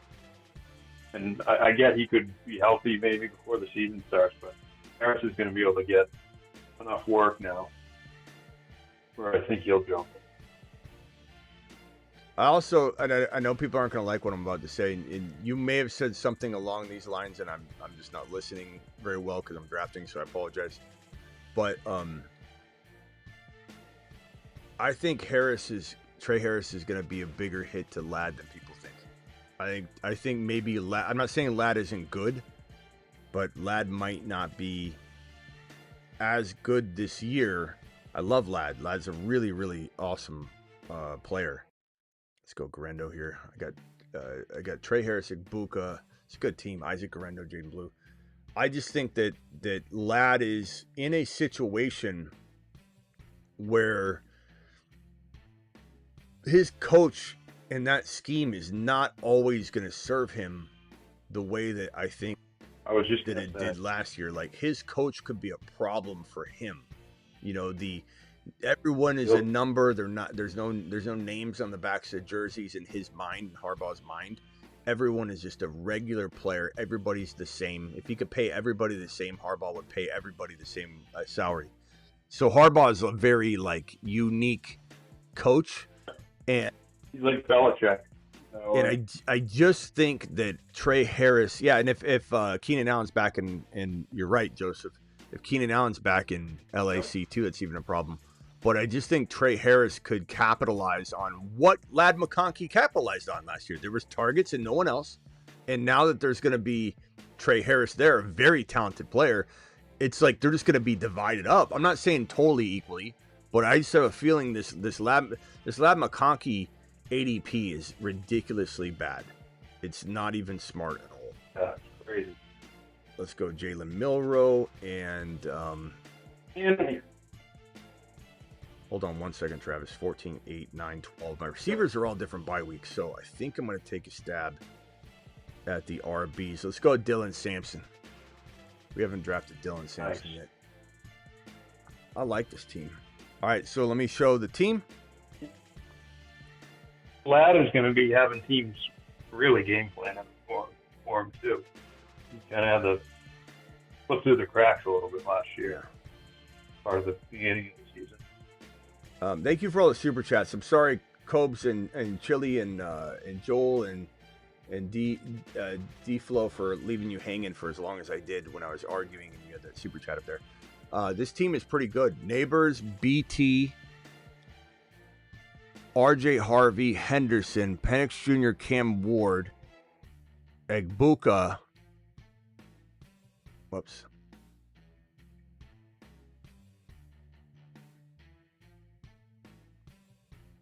Egbuka, Trey Harris, and sorry, I'm having some freezing in my system here. Trey Harris, Jaden Blue, Garendo, Jalen Milroe, Dylan Sampson. All right, let's do at least one more here, and then I might just kind of wrap up some conversation here. But guys, get over to Underdog, promo code Smitty. Underdog will match your first deposit 50%, all the way up to $1,000. So if you do a $10 drop. All right, get into rookies and sophomores in 5, 4, 3, 2, 1. So in the chat, Troy Withers was saying how Trey Harris is holding out, and you say holdouts usually don't end well. These holdouts are different. It's everybody in the second. Yeah, they've been there practicing and stuff.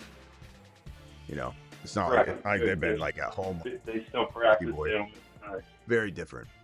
It's a good Troy. It's a good thought, but they've been out there like for sure. You know what I mean? Second pick, so I get Jeanty or JD5 now. Thank God. Chili's been dropping super chats all night. Chili, I do appreciate you. I hope you know that. Sources tell me Smitty to the moon. Thank you, pal. He's trying to wash away his sins. That's right. You're doing a good job. You're doing a real good job. I don't understand why Keenan Allen isn't picked up. He's still a baller. I don't know either, Matt. I mean, I don't think he's the same Keenan Allen, but I don't think he's that far off. And, you know, there's a world where Caleb Johnson made him look like he wasn't Jeanty. Yes, let's go. There's a world where Caleb didn't allow you to know who he is. And the same thing for Amari Cooper. Amari Cooper, if you're a coach to these wide receivers, you bring Keenan Allen and Amari Cooper, you have two really good receivers. You know? I know people aren't going to want to hear this, but you know what team should bring in both of them? Well, the Niners are one, but that's not the one I'm going to say. Another team should bring in both of them, and people are going to hate this answer. Going to absolutely hate it. Well, I got Bucky. Can you guess? I don't know. Everyone says Pittsburgh. Oh, you led. I'm guessing you have someone else. I'm going to say somebody else. Yep.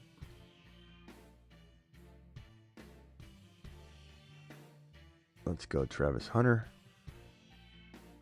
Chiefs? Nope. What quarterback could really use? It needs to have a real W to continue his development and can't afford to take a single step backward. Patriots? Not Drake May. Let me go Penix Jr. here. Lamar, Bills. No one's guessed what I'm going to say. The Panthers.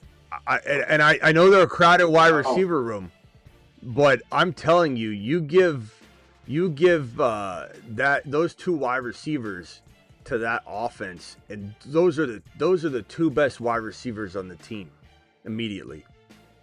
I know everyone's not going to agree with that with Ted McMillan. I'm not saying Ted McMillan can't be the third, but I'm not a big Adam Thielen going to do something all year long. Lee gets a nice piece, but this is a team that cannot afford. Go ahead. Ted McMillan could learn a lot from either of them. I just think that. I mean, they'd be great for him. I just think that Bryce Young could definitely benefit having two veteran wide receivers like that are not, I think, too old. At least one of them. Let's go Worthy. Yeah, especially because I don't expect Thielen to do it again, you know.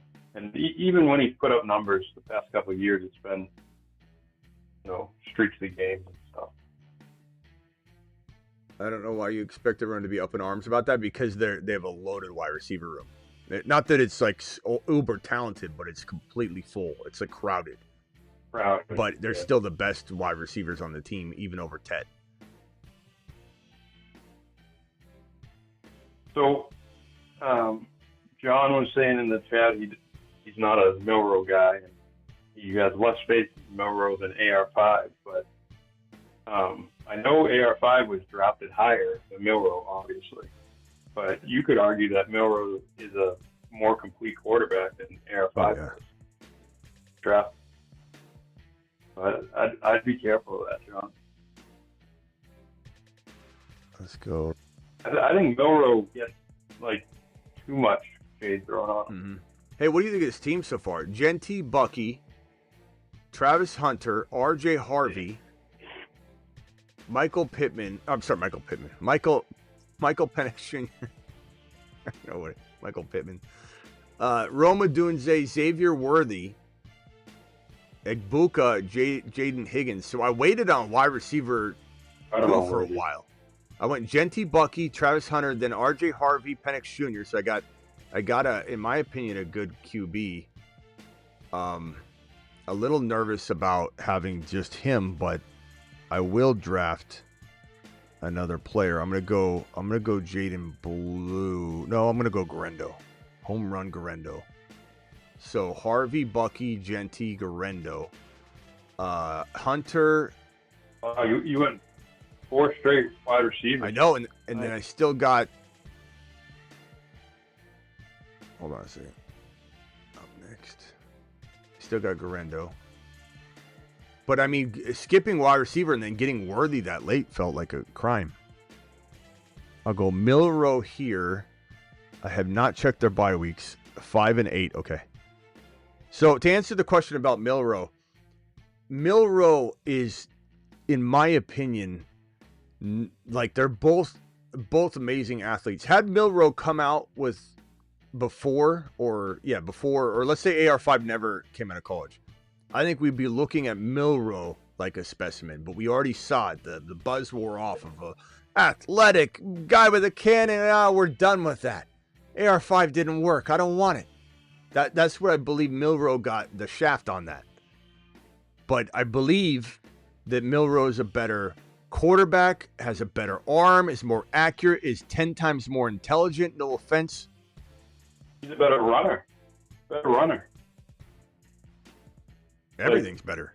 AR5, people, like Shane says, Milrow was raw.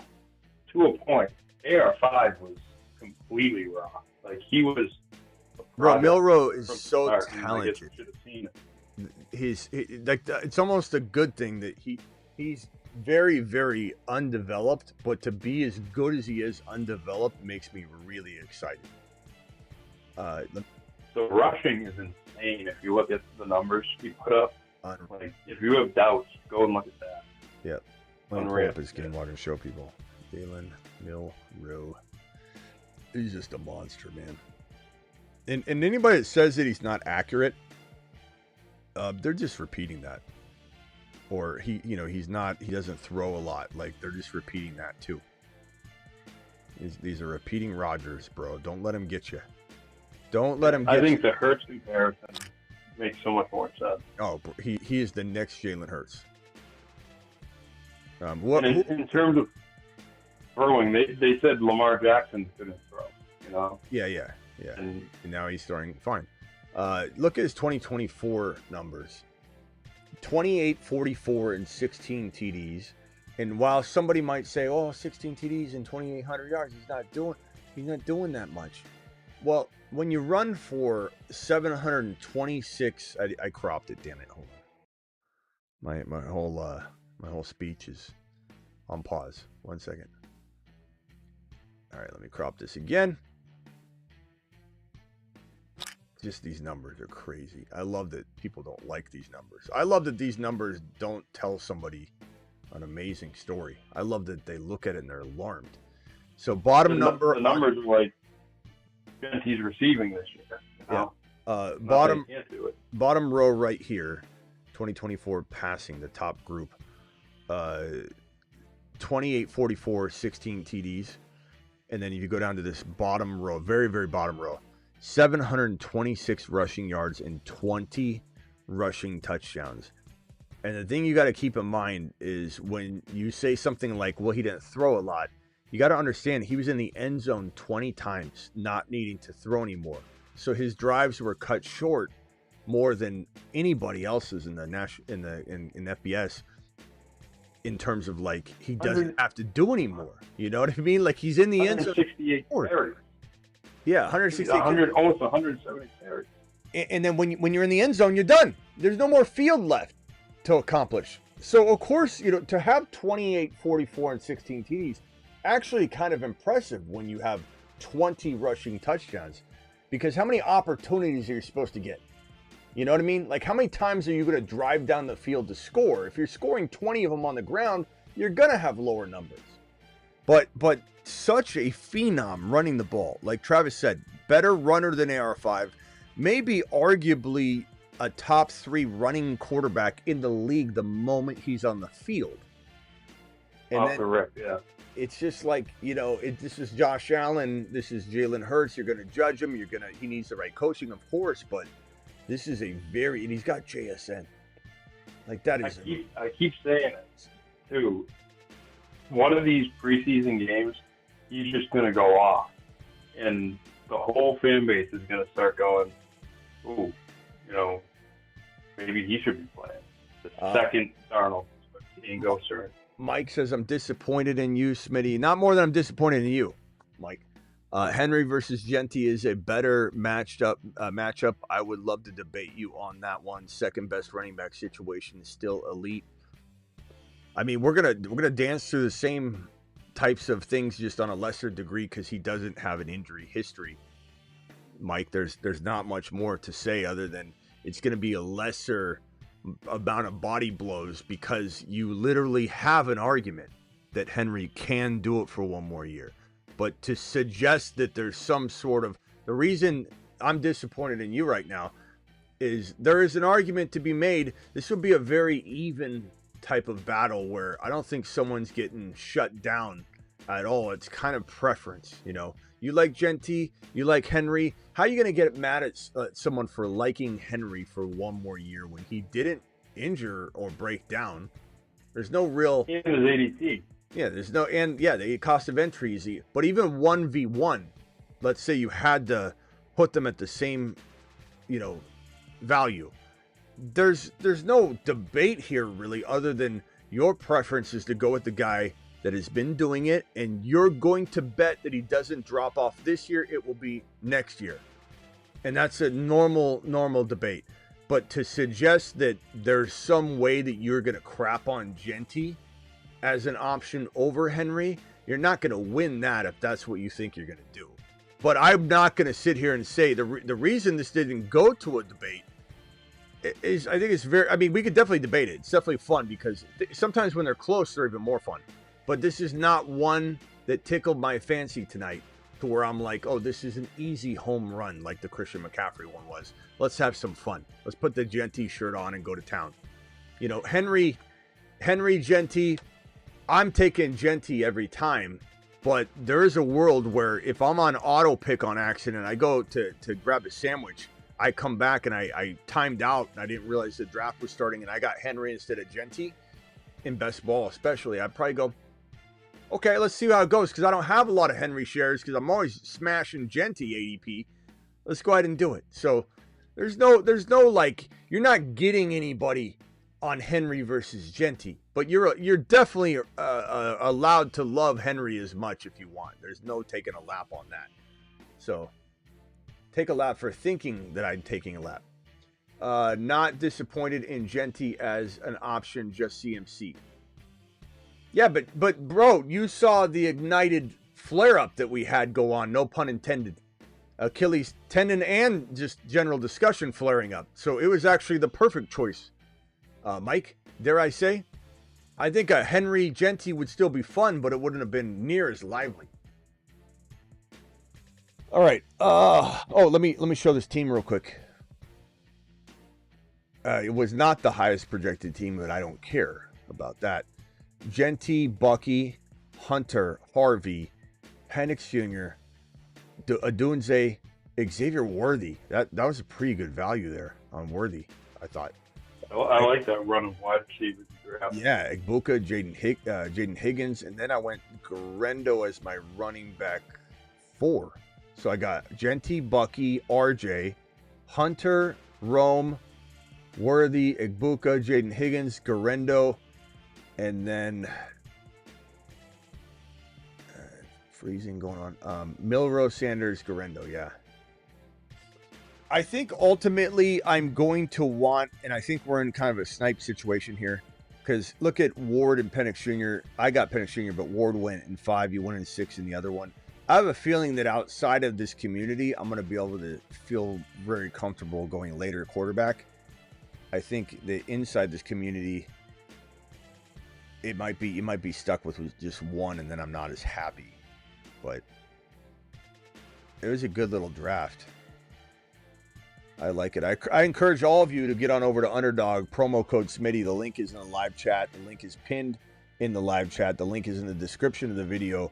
And Underdog will match your first deposit 50% all the way up to $1,000. So if you do $10 minimum, they'll give you 5, and you can do 3 of these drafts because they're $5 each. And first place gets, what did I say? $20K.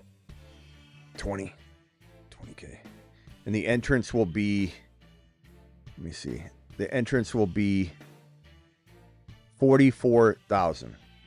And it's already a quarter full.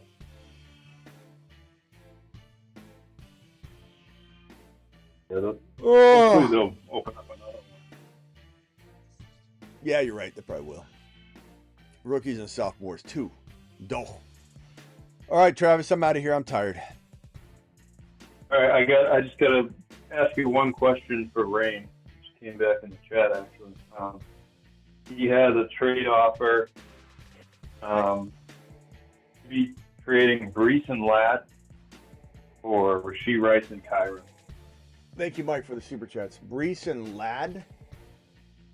Yep. For what? Oh. Rashee Rice and Kyron. Dynasty. Yeah, I'm pretty sure. Oh. Ladd. I don't want to move the camera, so I'm just going to do that. I'm going to say Rice and Kyron by a country mile. I like Rice and Kyron. I don't know about country mile, but like a half a country mile. Why? Because is that yeah. I'm drafting Rice as a top, 5 to 10 wide receiver right now. Maybe I'm drafting him as a 6 to 10 or 7 to 10 even wide receiver. I'm trying to get away with what I can. But I mean, my thinking is he's going to be maybe a top 5 to 10 wide receiver, at least 6 to 10. Ladd, I believe, is not I believe he's like in my opinion, long term, Ladd feels very borderline 11, 12, 13, 14, which is fantastic. But I do believe he's behind Rice. And I think that Hall and Kyron are very damn close. And from a now perspective, I want Kyron all day. But I love Hall a little bit more dynasty-wise, but not that much more. And I don't know that I like Rice enough more than Ladd to be okay with the difference here. But it's so maybe not a country mile. But I think because of the now value, the Rice and Kyron this year, it makes it feel like that. Because I'm going to smash this year. I think this is going to outscore, Rice and Kyron will outscore Hall and Ladd by quite a bit. But in the future, it does become a much more close type of thing. I think Trey Harris is going to be a big hit to Ladd too. Not to the point where he's not, great player still, but I just think Ladd and Trey Harris will have to coexist together. And Trey Harris is like, if Trey Harris were drafted and Ladd wasn't there, we'd be talking about Trey Harris like we were Ladd and like we are Ladd. That's what I'm saying. It's because, and the same thing with BTJ, because BTJ is there, no one's accepting that Travis Hunter could be a top 10 wide receiver, because it makes them feel like they're trashing BTJ, and you don't need to. They can both be that good. They just might, because they're both so polarizing, they might rotate, one being number 6, the other being 12, one being 13, the other being 8, one being 10, and the other being 11. And they could have years like that. It might limit one of them being 4, 3, or 2, but one of them each year could be 6 or 5 or 7 or 8, and they both could be right around 10. Kind of like Garrett Wilson and Adams were right there together. Yeah, good point. Real quick, just a quick answer on it. How do you feel about the report saying how they're going to be using JSN on the outside more rather than out of the slot? Don't worry about that. Don't worry about it. Well, the thing about the NFL these days, bro, and people move around so much. Well, that too, but you got to keep in mind that, like, okay, here's a line of scrimmage. It used to be, especially in 12 personnel or 11 personnel. When you have wide receiver, well, first of all, when you have 3 wide receivers, and you have 1 slot wide receiver, and he's got an ability to go this way, he's got an ability to go this way, he's got so many options, where this wide receiver that's along the sideline, he can only go this way. He can only go straight, or he can go left, and he's kind of pigeonholed in the corner.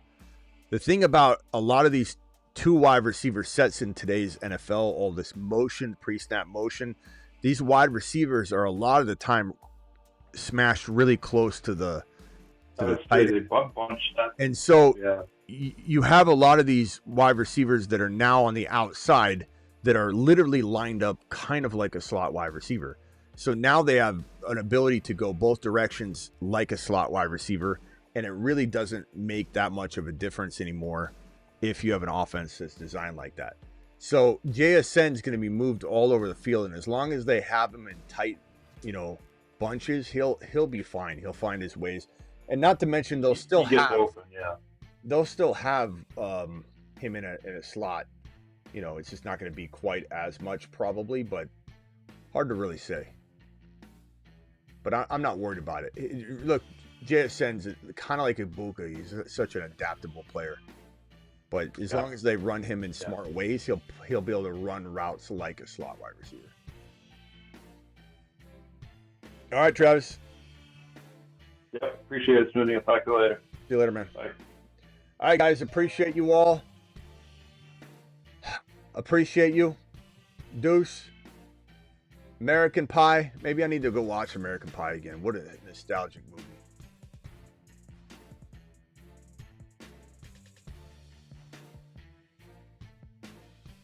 All right. I'll see you all later. Thank you for the super chats. I'm live Monday through Friday, 8 p.m. Eastern. Oh, and don't forget to get on over to the Patreon. Let me go ahead and get in there and say right now, any post show topics, drop them. There you go. I'm on the Patreon now. It's $10 a month. Cancel anytime. Here's the link right here. It is a live chat group. I'm in it. Everybody's that you see that's super active on the channel is pretty much in it. And it's just an amazing continuation of the show. But it's 24/7, 365 live chat group.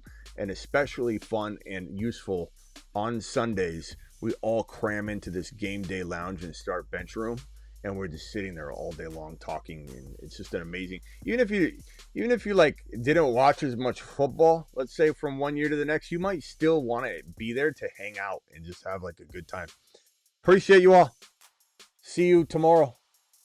If you missed any of the shows today, there's 3 of them. There's one breaking news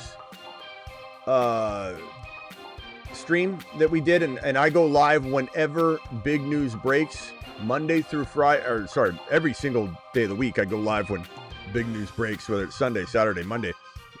But we went live on the Terry McLaurin is frustrated, and the Jets pay Sauce Gardner, amongst other topics. Then at 8 p.m., we went live on Omarion Hampton on the rise, Jahmyr Gibbs, Judkins on the decline, more bad Judkins news. And then you're watching Fantasy Football Court, which reportedly a lot of people are trying to run their own Fantasy Football Court now, which is, okay, you know, if you can't do it yourself, come up with something. You know, go ahead and use the Fantasy Football Show's ideas. Fantasy Football Court, baby. See you all later. Oh, where's my Kruger? Kruger, you know what to do. You don't watch film on JD5. No, Kruger, say it with aggression. You're not remembering that. You got to retain that. I want you to yell it. You don't watch film on JD5. He watches film on you. How's that? That's the intensity you were looking for. That's what I'm looking for, but I want you to remember it. Can you retain it? Can you remember it? Put it into memory? Yell like that. I love it. Got it. I'll make sure to keep that intensity locked in and always bring that energy whenever you say the magic words. Let's try it one more time. Kruger, you know what to do. You don't watch film on JD5. He watches film on you. Keeping that big JD5 energy. See you all later. Appreciate you. Your Bijan card has been revoked.